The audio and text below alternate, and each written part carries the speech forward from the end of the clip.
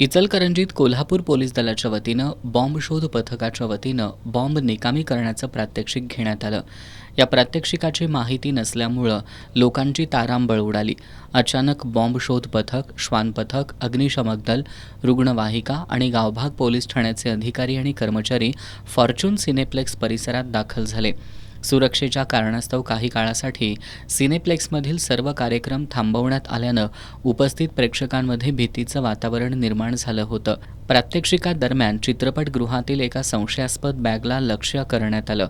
यानंतर ती बॅग चित्रपटगृहाबाहेर आणून नारायणमाळा परिसरातील खुल्या जागेत निकामी करण्याची कृती प्रत्यक्षात करून दाखवण्यात आली.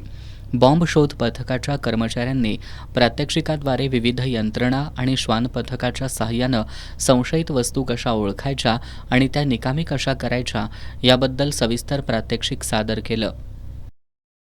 आज इचलकरंजी शहरातील फॉर्च्यून मॉल या ठिकाणी एक मॉक ड्रिलचं आयोजन करण्यात आलं होतं कोल्हापूर जिल्हा पोलीस दलातर्फे.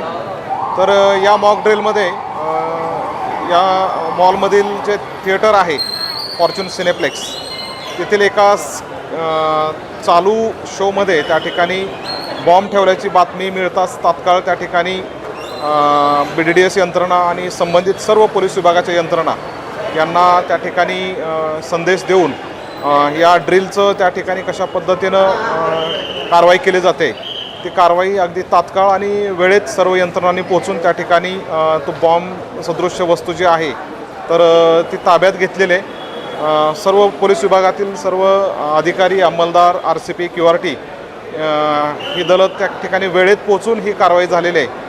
आणि BDDSनं देखील त्या ठिकाणी योग्य त्या कार्यपद्धतीचं पालन करून त्या ठिकाणी हे केलेलं आहे. सर्व इचलकरंजीकरांना त्या ठिकाणी मला या निमित्ताने हेच सांगायचं आहे की आपल्या आजूबाजूला अशा पद्धतीनं जर काही संशयास्पद वस्तू आढळत असतील, संशयास्पद व्यक्ती त्या ठिकाणी वावरत असतील तर आपण त्या ठिकाणी पोलीस दलाशी तात्काळ संपर्क साधून अशा वस्तूची, घटनेची, व्यक्तींची माहिती आपण द्यायला हवी, जेणेकरून आपले इचलकरंजीकर असतील किंवा कोल्हापूर जिल्ह्यातील सर्वसामान्य नागरिक असतील त्यांना सुरक्षित ठेवण्याकरता पोलीस दलाला त्या ठिकाणी नक्कीच आपली भूमिका पार पाडता येईल.